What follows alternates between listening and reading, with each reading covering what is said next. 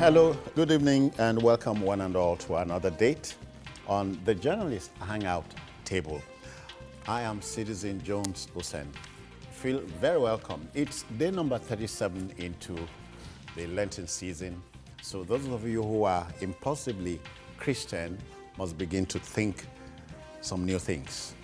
Today on the program, Senate to discuss Danjuma's allegations against military. Attorney General of the Federation slams Petroleum Ministry, anti-graft agencies for non-compliance with transparency initiatives. And later on, we'll share this with you. INEC says 80 political groups may contest in 2019 elections, but it sacks 205 for 2015 elections fraud. I'm hanging out with Baba Jide Kolade Titojo. I greet you. Jide, welcome. Thank you, Citizen.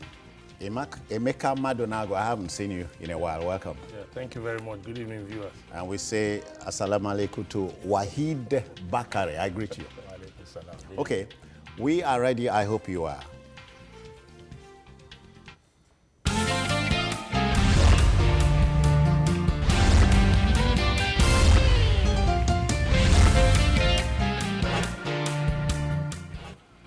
All right, then, sometimes our generals can be dangerous in politics, and this is why they have a tendency to fight the last war.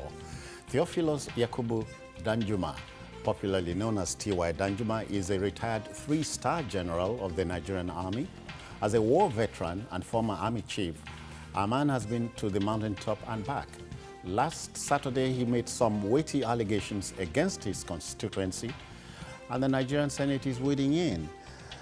Jide, when they say politics is too serious to leave to politicians, can we also say war is too serious to be left for generals? For soldiers, generally. Yeah. Absolutely. And as someone who has been to the Northeast a number of times, hopefully before the end of April, I will be back in Maiduguri. I can tell you that the civilian JTF flushed Boko Haram out of Maiduguri metropolis. That was the job that those boys did. Because they knew, they grew up with these boys, Boko Haram boys. There was a time in Maiduguri that if you boarded a taxi and you abused Boko Haram, before nightfall, they will kill you. They were killing district heads, they were killing clerics who criticized them randomly. So the civilian JTF... Without any... No, people criticize them who preached against their methods. They will go and get that person and kill the person. Without let. That's Without, what I mean. yes, recklessly. Now, they were building a new palace for the monarch, the academy. Boko Haram went to where those construction workers were sleeping at night and slaughtered them overnight. They were doing all of this in the middle of Maiduguri. Remember that when Jonathan went to do that town hall meeting in Maiduguri, two women got up to complain about Boko Haram. They went after the women, slaughtered. So you could not operate, you could not do whatever pleased you within the Maiduguri city center. That's a state of anarchy. Yes, that gave rise to civilian JTF. Young people like them. Volunteers. And they chased out these guys. They had, because many people felt that Boko Haram, they had what you call Asiri, which is juju. These boys too never feared them.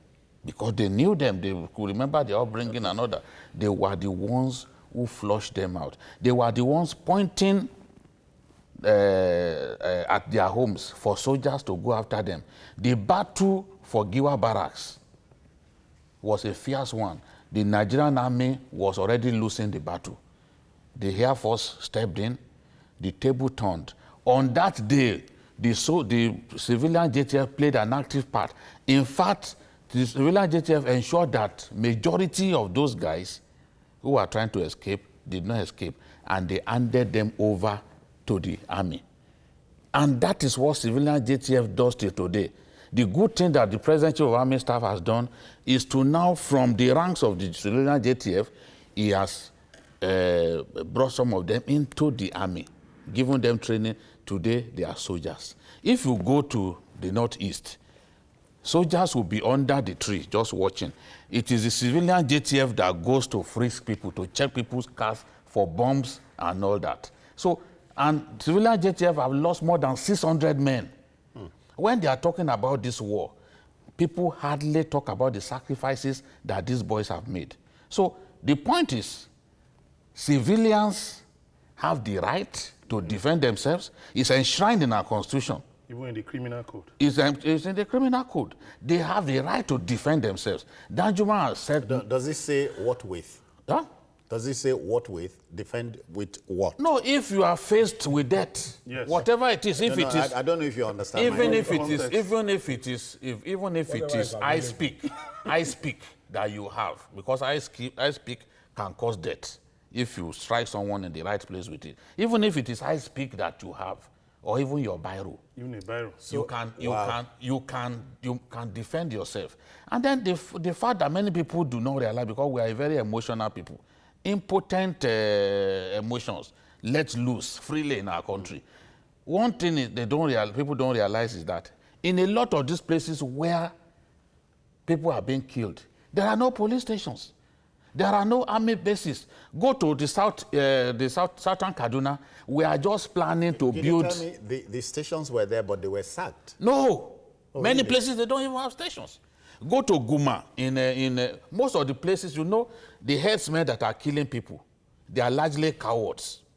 They attack places where they will not face any form of resistance. Okay. Go and check all of those places. I have commissioned a documentary on the killings in Benue. So I know that in many of those places where they are killing people, there are no police stations, there are no army bases. So if in the whole of Southern Kaduna, you do not have a military formation, it's just now that we are planning to put one there. Is it wrong for people to begin to look inwards about how they can protect their own lives? And that's what we call... Is it soldiers alone who can protect our lives? Wahid, we call it brinkmanship. But then let's look at the general's statement. Some had said it is patriotic. The other group is saying it's a call to arms.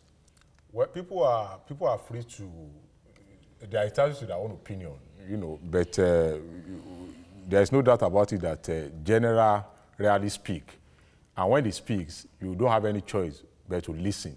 Now, if you look at what led to that outburst, after I was conferred with that honorary degree, you know, I think there was a request that you should build a sport complex for the university. And he said, I wish you have asked for artificial intelligence. Perhaps what he released, he had more than what he released on that day. And if you listen to the way he spoke on that day, he used the word collude 3 times. He did not use that particular word 3 times because he lacks words to use. Emphasis. He used it for emphasis. He said they collude with armed bandits to kill our people, to kill Nigerians. But I'm sorry, let me speak like a layman. Isn't it too little, too late? But because these killings had been a long time coming. It's not too late in the sense that you can see the kind of reaction it has generated. As we speak now, the Senate has signified its intention to probe it, you know, to investigate, to find out. Because I believe that the general did not say, he has more than what he said on that day. You know, for him to have come out to say, I've gathered enough intelligence to show that our people, there is collusion between the Nigerian army and the armed forces. The armed forces. Between the armed forces and the perpetrators of this crisis. Now, if you also listen to what the reaction of the Nigerian soldiers, they also did confirm that they have received a lot of complaints in that regard. About this collusion. Except that they have not been able to get any from Taraba. But to the best of my knowledge, nobody has come out among the Nigerian army to tell us about this until when the general, you know, came out to say, look, this is what is happening. So for me, and the Taraba State government has provided proof that they had written. Yes, they had written. And 2 local government chairmen also came out to show details of how they have in the past complained without nothing being done by those in authority. Emeka, let's play with the title general. Almost every state has a serving general or a retired general. You think the generals are in season? You know, we started with a former president general who took to letter writing, and now here is another general retired, and the outburst and so on. You think the generals should form a quorum at a time like this? Yeah, the generals are very... And Gowon is also in the mix. Generals are very powerful in the Nigerian political setting. Yes. You know, I'll take you back to how Obasanjo emerged as president. He was in prison. You know, of course, you saw that happened, how the UN, the Secretary General of the UN and the Commonwealth came, all that happened. Eventually, unfortunately, MKO died. And then, of course, there was a, you know, you saw the different things that happened around the time, and then how Obasanjo's name suddenly came into the mix, and then he was freed. He was freed, and he ran. And it was clear that the military establishment wanted Obasanjo. It was clear. So not the Nigerians. Well, that's what I said. The military establishment is a very powerful. Yeah, the Nigerians go to vote, but you see, the issue is about who do the elite. Don't forget, the military establishment forms a strong part of the Nigerian elite. So the elite play a big role in deciding who goes forward, who comes out, you know, to run for and who does not, to run for the very top offices. If you look at it, in 1999, Olufalaye was a good candidate. Yes. Fantastic man, well-read. But of course, you know that the way Nigerian politics is played is not about the brightest. But I think it was not fantastic then. The person that has the support of the critical group. Critical groups. That is it. So And when you talk about, they are few in number. when you talk about the generals being they in are very season, strong. you see, you cannot wish them away. They are a critical part. But the only thing is this: we cannot let's stop pretending. The critical nature must not diminish the fact that this country needs a new lease of life. Yeah, but even as they hold sway. Yes, a new lease of life. Yes, gradually we are moving away. They are fading away too. You know, don't forget, military rule just ended in 1999. So gradually they are growing old and they are going. But the other thing is this: even if you say they are growing old, there are younger ones still coming up. There are a lot of generals who have been retired since in the past 20 years. So those ones are also coming into the political fray. Yes. And then you find out that what needs to be done is this. Nigerians need to be more aware of their roles as citizens, and they need to participate more in the political process. They should not just sit down and condemn this or condemn this, but what they can do, whatever they can do. I can stretch General Danjuma's comment a bit further to the fact that he's saying that the power to effect change in the society, the power to make your life better, lies in your hands to a significant extent. Even as the elite group pull the strings behind the scene. Yeah, they pulled it, but that hasn't diminished your role as a citizen. Continue to play your role. One day, there will be a realignment of forces. You know, there will be a paradigm shift. And you'll see that the citizen will even become more powerful. But the citizen has to be ready to play the role of a citizen. Otherwise, you just sit down and keep bemoaning your fate, keep complaining without doing anything. You don't participate in elections. You don't say your mind. You don't even read. One of the things is that Nigerians don't even read. We don't even know our history. Yes. We don't even ask critical questions. Everything. He's okay. He's correct. Emotions. We need to read. We need to begin to read. It is well, Jude, it is well. The syndrome, it is well, even when it is not. We belong to the it is well generation. You know, the generation that doesn't ask questions. Yeah. You know, George Bernard Shaw said that when they ask why, I say why not. Why not? Yeah. Anybody who is incapable of asking pertinent questions, you've got to question the education that person has. Because education in itself encourages disputation. You can't just, because you hear a generation or a multitude saying this, then you just join them without asking questions. The bandwagon. You just jump on the bandwagon. It is wrong.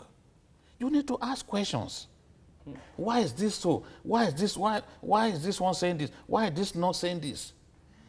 When they were accusing Obasanjo of embezzling $15 billion meant for power, I remember as a print editor that Nigerian media twisted what Yaradua said. What Yaradua said at that time was that 15 billion invested, but we have not begun to see the result. Of course, you can't see result. Obasanjo began to invest in power plants in December 2006. Barely six months before he left. Because it was wasting money on NEPA. When they occurred to that, look, we need to build power plants, thermal stations. It was a bit late in his administration, you know. And but the idea had been floated earlier on. Yeah, but he didn't. He wanted to give the other one a good start. The idea of, okay, let's change the equipment that NEPA needs and all that. Let's freshen up the equipment. But it didn't work. And Yaradua said, invested. That was the word he used. The only newspaper in Nigeria, and I still respect them for that reported it accurately was Vanguard newspaper. That was their headline, invested. Others were saying frittered. Others were saying embezzled. And I'm saying, and we had even House of Rep Speaker, Dimeji Bankole, even took it further and added some more money to the 15. Today, those power plants that Obasanjo began, Goodluck Jonathan took them a notch higher. Goodluck Jonathan built those power plants, completed some of them, like Papalanto, like Omotosho, Geregu. Now, he also went to Nigeria's biggest thermal station, which is Egbe, and increased the capacity. Yeah. To the point that Egbe can deliver 2,200 megawatts. Full, you know, at installation, installed capacity. So, which means that to say that 15 billion squandered, frittered is wrong. So that is the thing. And in analyzing what people say, we also must ask questions. I'm impressed by the way Isesage responded to this matter by saying, look, what that man said is within the laws of our country. So all those abusing him, the people with little facts and knowledge and education, abusing him as if he's an anathema to say people should defend themselves. Sage properly analyzed this thing and said, the important thing is let us even investigate. And I support that. I will support the Senate because as much as I respect Nigerian soldiers for the sacrifices that they are making, I also know that the Nigerian army has a lot of bad eggs who even work against the interests of their own colleagues. So in that case, if someone makes an allegation against the Nigerian army, rather than get hysterical, rather than go emotional, let us investigate. Because when they killed Abu Ali and others, the army arrested some soldiers and said that they discovered that some soldiers played a part in the killing of their colleagues. This is on the internet. So if the same army is doing that to its own people, why should we dismiss stories that they've been accused of partiality? We should investigate. Wahid, let's go back to TY's statement to the effect that there's an ethnic cleansing going on fueled by the military. Yeah, Jide had talked about some people slamming the general for saying things like that. Fueled by the military. Question. Where did they say that? Ethnic cleansing. In ethnic cleansing. Ethnic cleansing going on. Yeah, that's by the headsmen. By the headsmen. But the support given to the headsmen. They didn't directly say that. Okay. Is use of the phrase ethnic cleansing. You see, those headers, when they get to a place and they chase you away, because that area is fertile, they bring their cattle. They've chased you away. They found a place to settle. That is the point. You know, even in Delta State, it happened. Yes. Chased people away, took over yes, the farmlands for I think grazing. around Ozoro also. You know, so that is the point that I think is making. But I'm saying my point is, Yes. using the phrase ethnic cleansing Yeah. at a time like this, Is it- the occasion is what matters most to me. Couldn't he have said it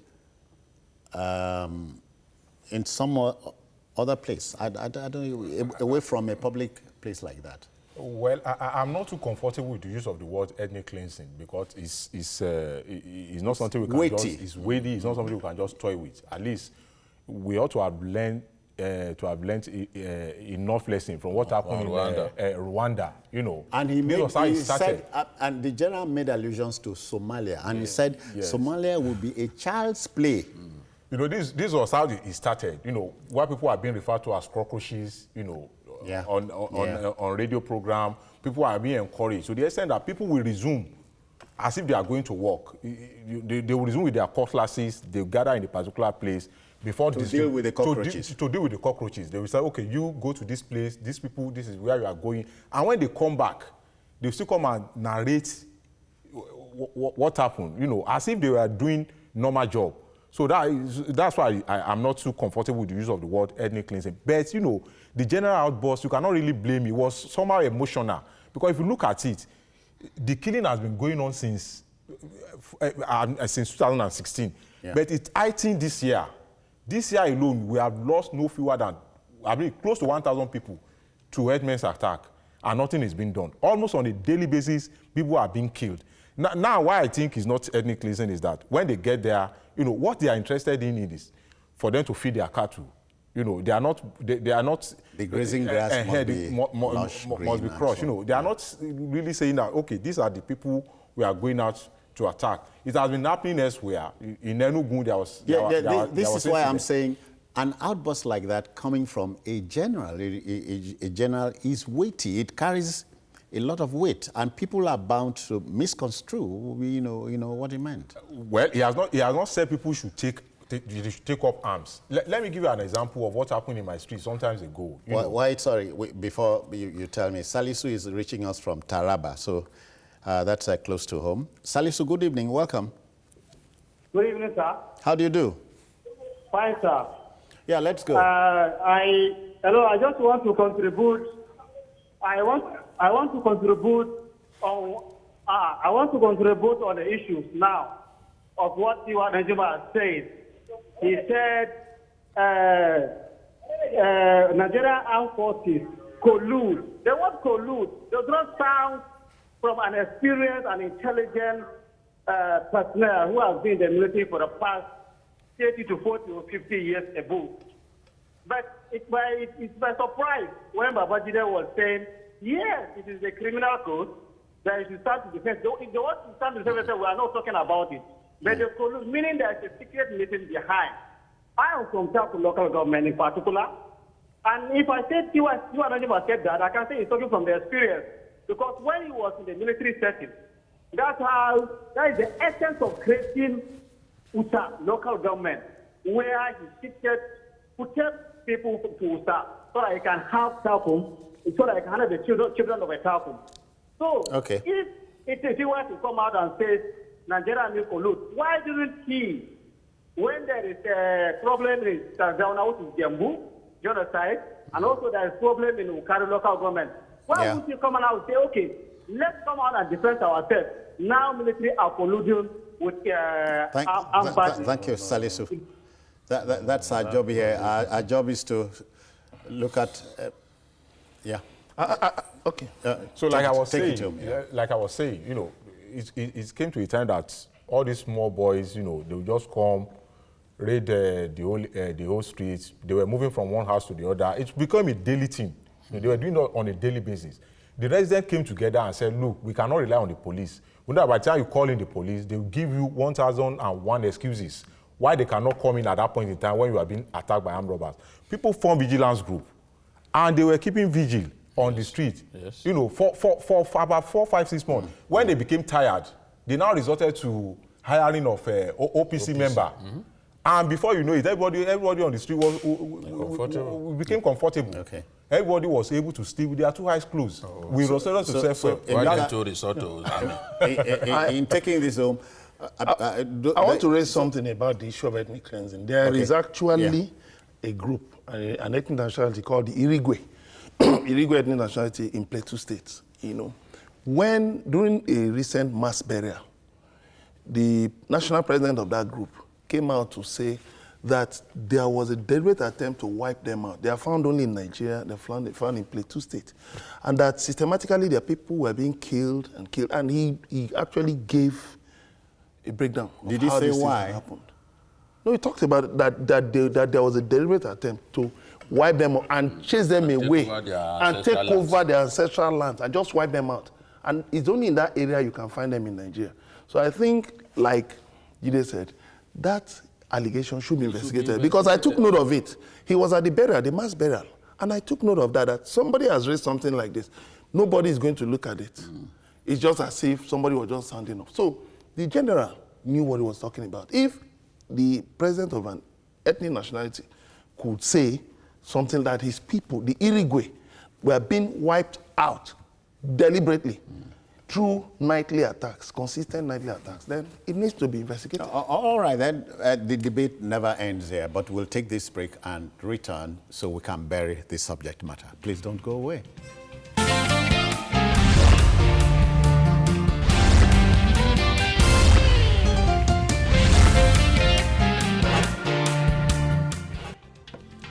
All right, then. Welcome back. Jide, let's bury this subject matter quickly. Yes, I support the investigation of the general's allegations. And all critical stakeholders in Taraba should be invited. The state government, residents of the troubled spots, they should be invited. Around Let's the hear country, from Jide. them. No, he was talking about that His area. environment, okay. So now let's hear from them. Although clearly he was also partly referring to Benue. But let's hear from them. Let's know whether it is true that some soldiers are actually colluding with criminals. After all, a soldier was arrested along with Evans. Are we going to say that we don't know? So these things happen. Serving soldier. A serving soldier. Even a serving Air Force officer was when Kabiru Sokoto So these things was happen. arrested. These things, serving Air Force these officer things was also happen. grabbed. Let's not begin to make it window look like dress. because the soldiers, they sacrifice their lives for us, then everybody in the army is a Puritan. No, that's not true. Why bury this? Yes, the Senate should go ahead with the investigation, and those who are found culpable should be punished. There should be consequences. Otherwise, people will do the same thing all over again. You know. Yeah, one thing I really need to point out is that, you know, in the Middle Belt, there are a lot of small ethnic groups, ethnic nationalities. And with these constant attacks, I think ethnographers, you know, people who study ethnic groups should do an investigation and find out how many of them have not been systematically wiped out. Because that's my fear. On the verge. How many of them are on the verge of being wiped out? Because if, like I mentioned, for the Irigwe people could raise this thing, we should begin to continues check like that, there will be if history. those small, those tiny ethnic nationalities are still existing. And we must seek to take it a step further, know why this is taking place. All right, then, the debate must continue. At this table, everything melts here, and whatever we tell you will be based on the facts we have. Let's take on the second subject matter for the evening.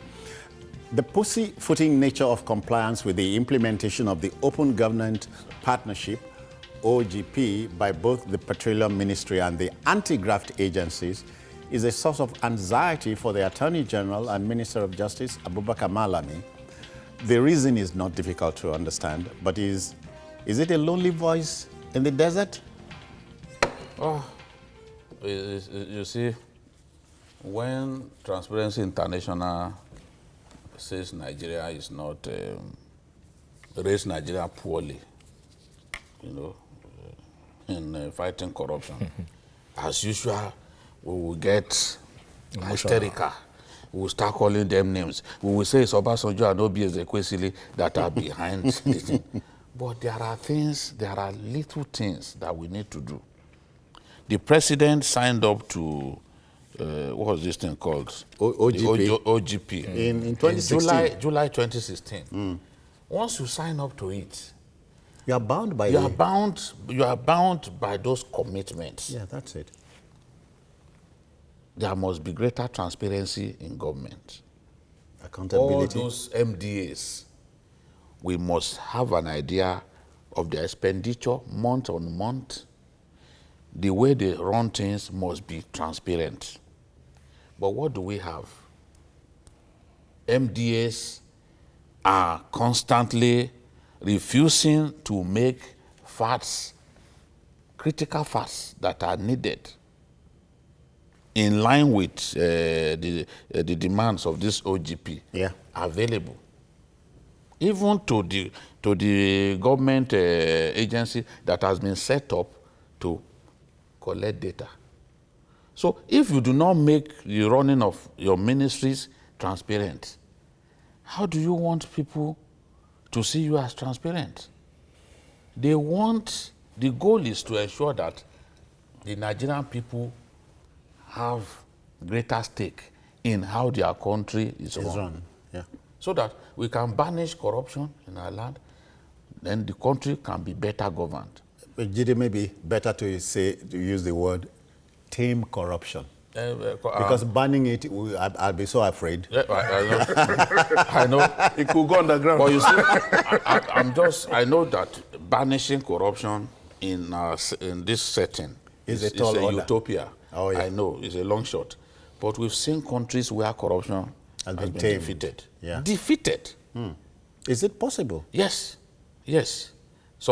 In a lot of the Scandinavian countries, corruption has been defeated flat. Because you are not giving any reason but to want to be corrupt. stealing has not been defeated. Okay. In those countries, because your housemaid could pilfer your money.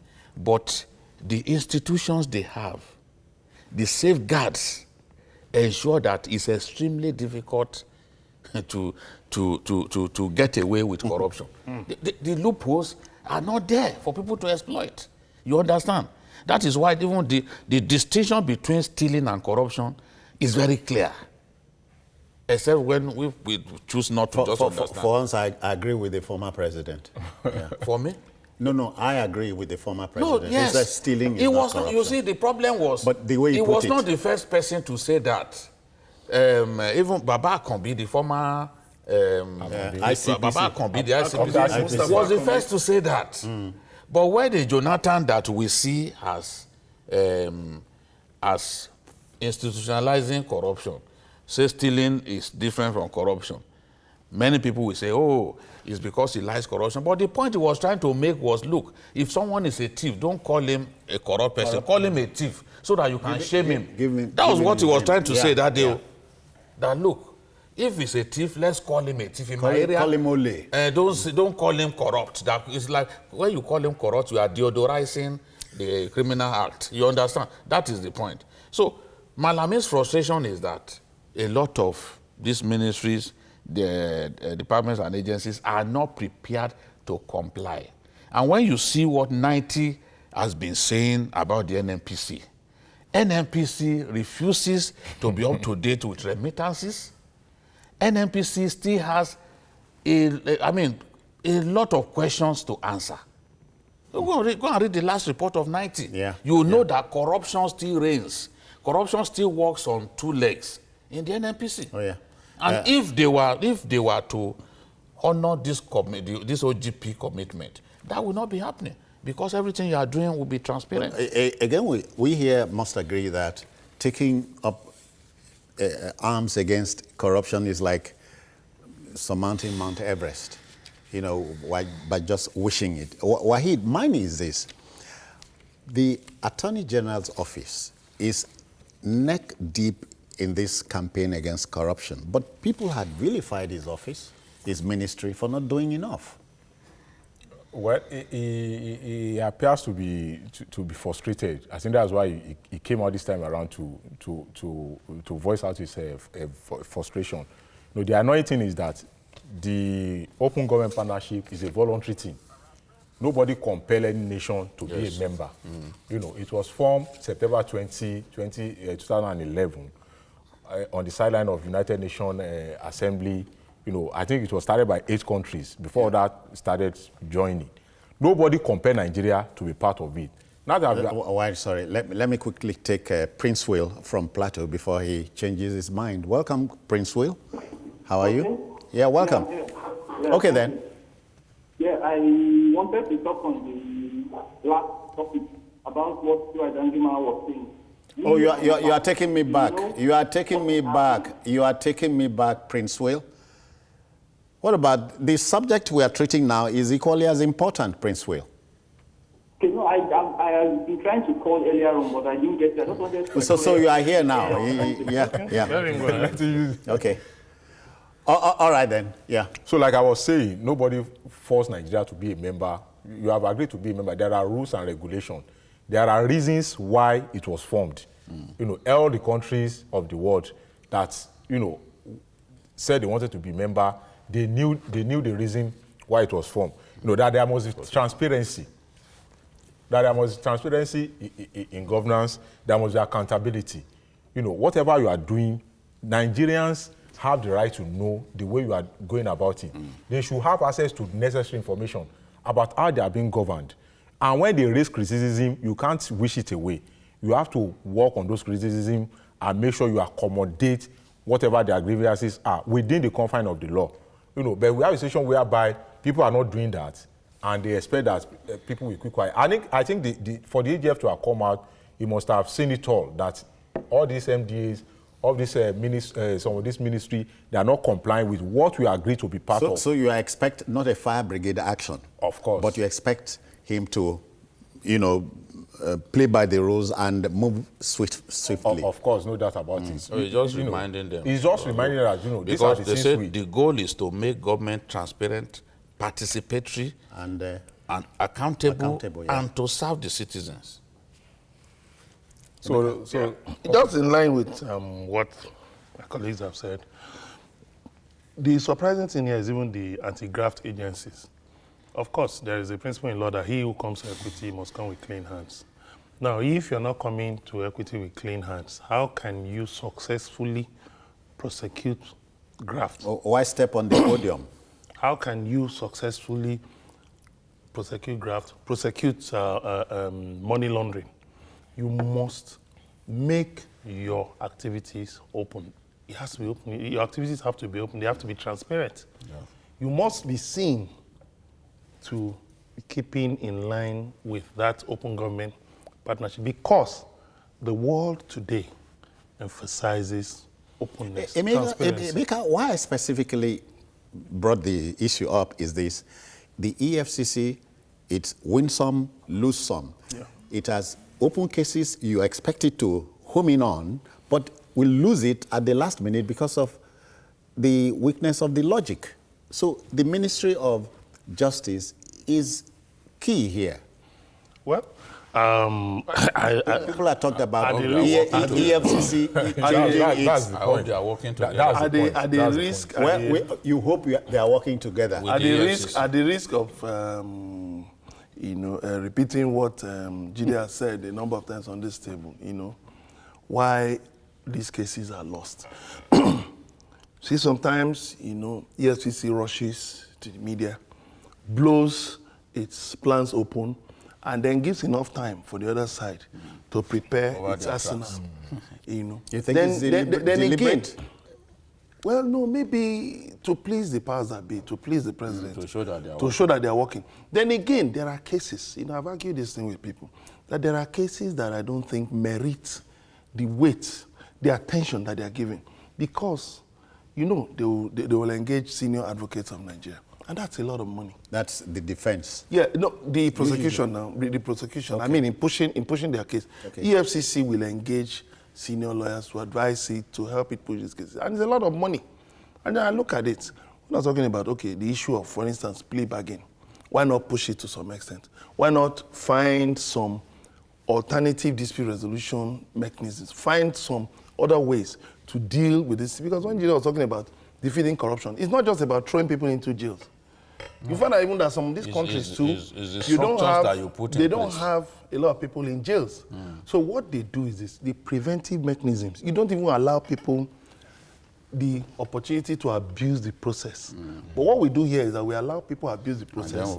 And then we now begin to talk. We now begin, we saw $9 million in somebody's house. And then the next day, the man's wife comes to say, nothing was found. Now, who do we And you believe? hear things like, not only him. And after that, they won't talk again. They won't talk again. And when they are defeated in court, the judge abuses them, accuses them of not doing due diligence, and then they don't Appeal. They don't appeal. And what I suspect is that there are some interests that, it's possible some interests have, pushed some of these cases because of what they stand to gain. Yes, Some of and these there are cases people don't merit- deliberately bungling these cases. Yes, then some of these cases also don't merit actually going to court. Yes. But because some people stand to gain something, they will push the case. Invariably too, if you see that invariably too, not all of those cases get to court. So much noise will have been made. Newspapers will have reported. Suddenly you won't hear. You won't hear anything again. Perhaps some of them were So even the anti-graft agencies have to be investigated. Yeah. They have to be investigated. Because there's corruption in the anti-graft agencies. So who massive monitors the anti-corruption agencies? So you don't want me to believe that everybody there is a saint. No. All right, then, the debate is now on your laps. Ours is to advance the facts and allow you to make up your mind. Okay, then, let's go to the last topic this evening. The burden of an electoral umpire is better appreciated when one considers the peculiarity of the jurisdiction it operates in. INEC has cleared about 80 political parties or groups to contest next year's elections.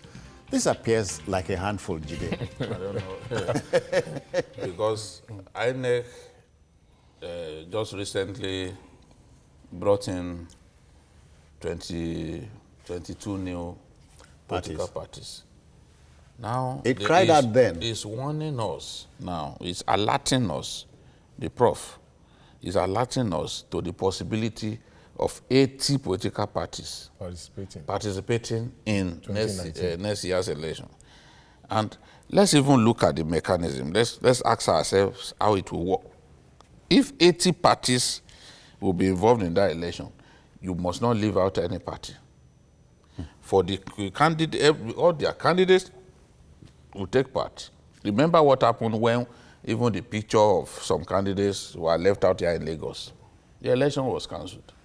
So, and they insisted that you must put their pictures. So in this case, once you get to the polling center and you want to exercise your franchise, they will give you a big booklet. very long. They will give you a big booklet, and then you will be sieving through one by one. Where is this party? And it's usually in alphabetical order. Yeah.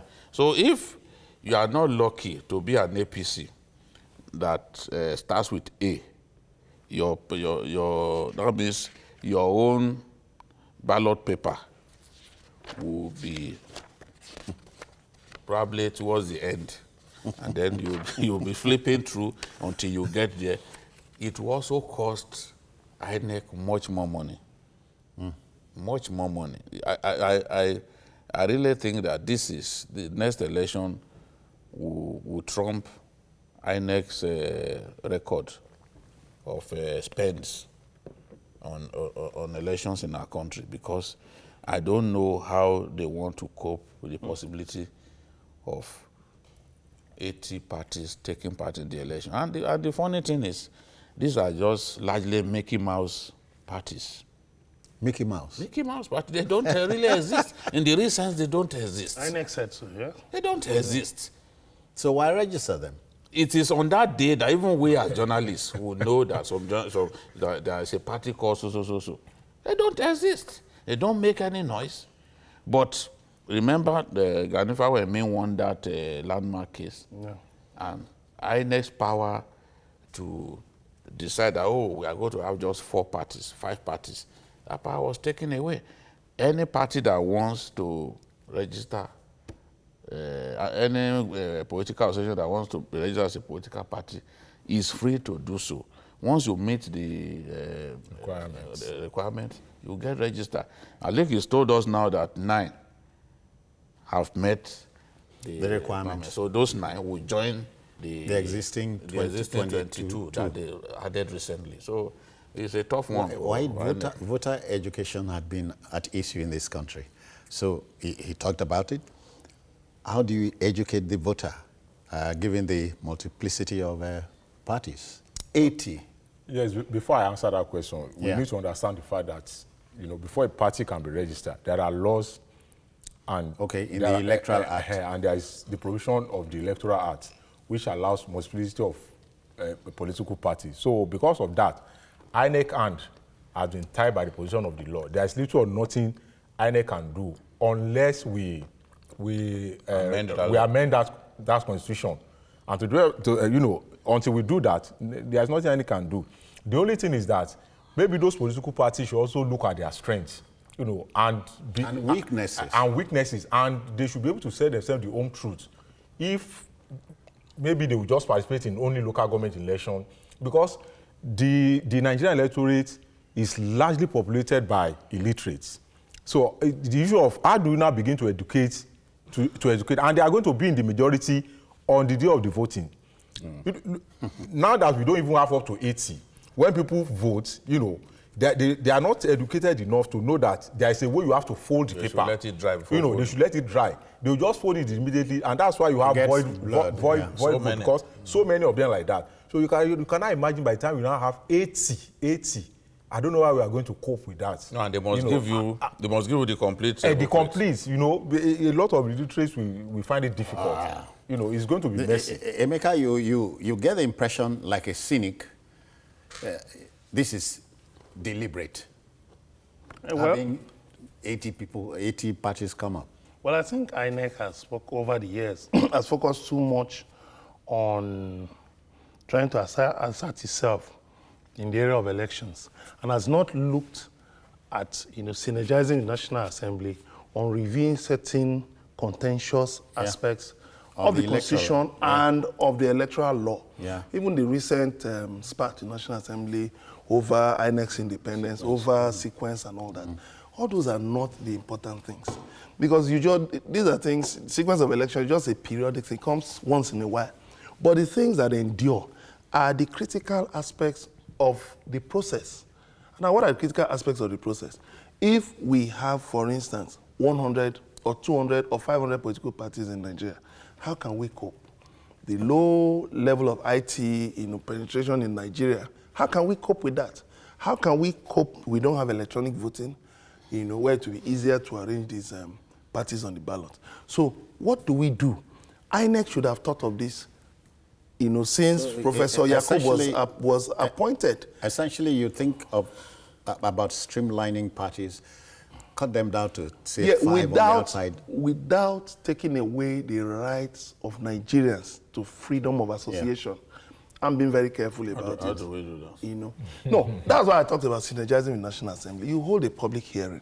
Let Nigerians come and ventilate their views. Let Nigerians come and tell you how we can deal with this. There should be a ceiling on the number of political parties. Yeah. No, well, you may not have a ceiling, but there's a way you can arrive at that. But when you say tinker with the laws, what do you mean? No, for instance, there is, a popular Nigerian who left a major political party and moved out to form another party. And he even openly admitted that it was in expectation that in case a judicial verdict didn't turn out in favor of his associates in that party, then they could move to this one. And then not long after, he ran for the chairmanship of that same party. So how do you balance that? Is it an investment in shares or what? Interest. So what I'm talking about is that when you have such situations, INEC should readily just, cancel the registration of such a party. Jide, it's not all, it's not, mine is just the second leg to this same story. Yes. 205 staffers of INEC had been shown the way out. Okay, I have, Josephine is here in Lagos. Josephine, welcome.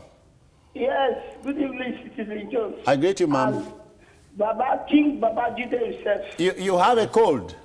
Uncle and the rest others. Oh, come on. Sorry about that. Sorry. Yeah. Yes, Babajide, I want to thank you for your contribution. You are so sincere. Thank you, man. Hello? Yeah, you are Thank on. you. I greet you. Yes. The other topic before this one, they need to be check and balance. If anti-graft agency want to make sure that people will be accountable, they need to check them also, because now I'm hearing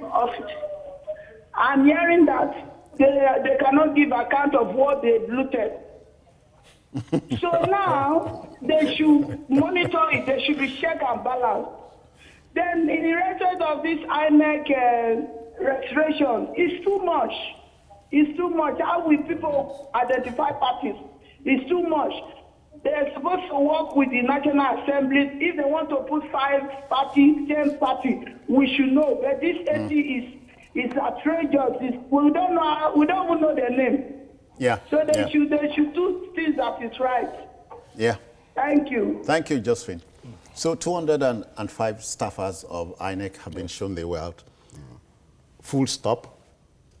It won't stop the corruption at INEC. Okay.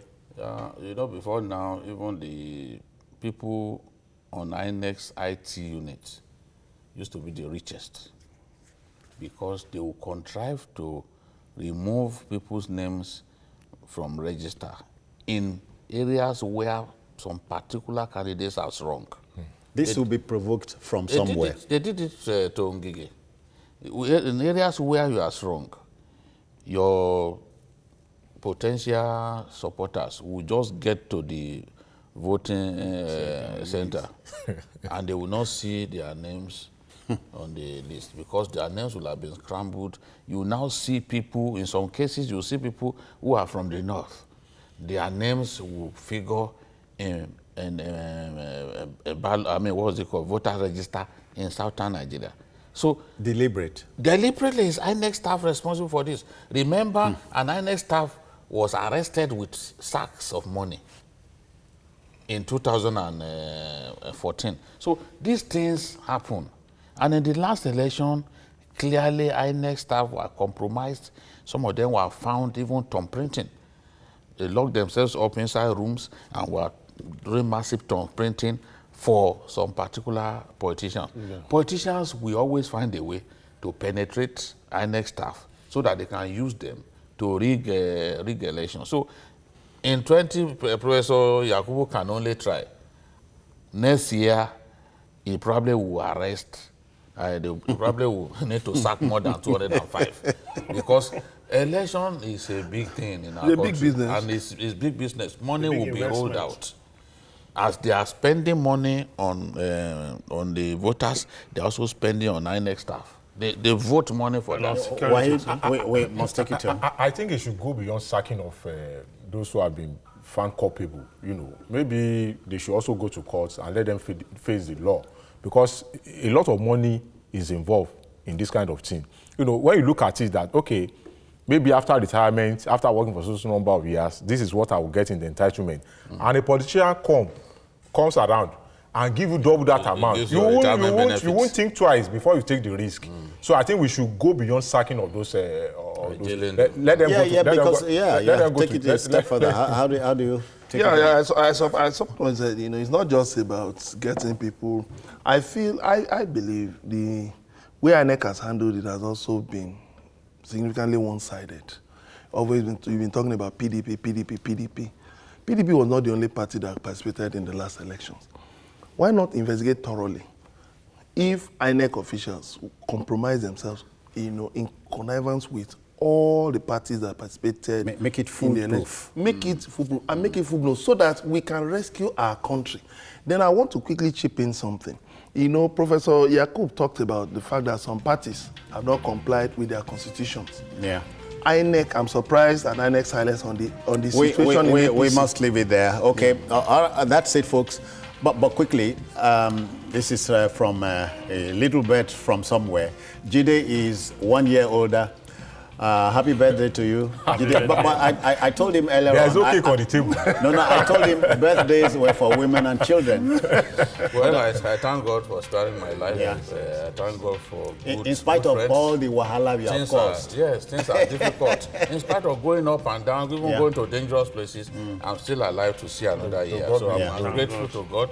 I'm grateful to the excellent friends that I have across the country, on Facebook, everywhere. Yeah. I thank you.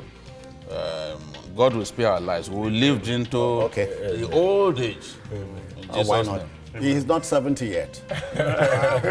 Emeka Madonago, thank you for coming. Thank you. Wahid, I thank you for your time. my Jide, pleasure. make the most you of so it. much, yes. All right, that's it for today. Don't forget, Easter is here. Make the most of it. Don't be don't be an impulsive Christian.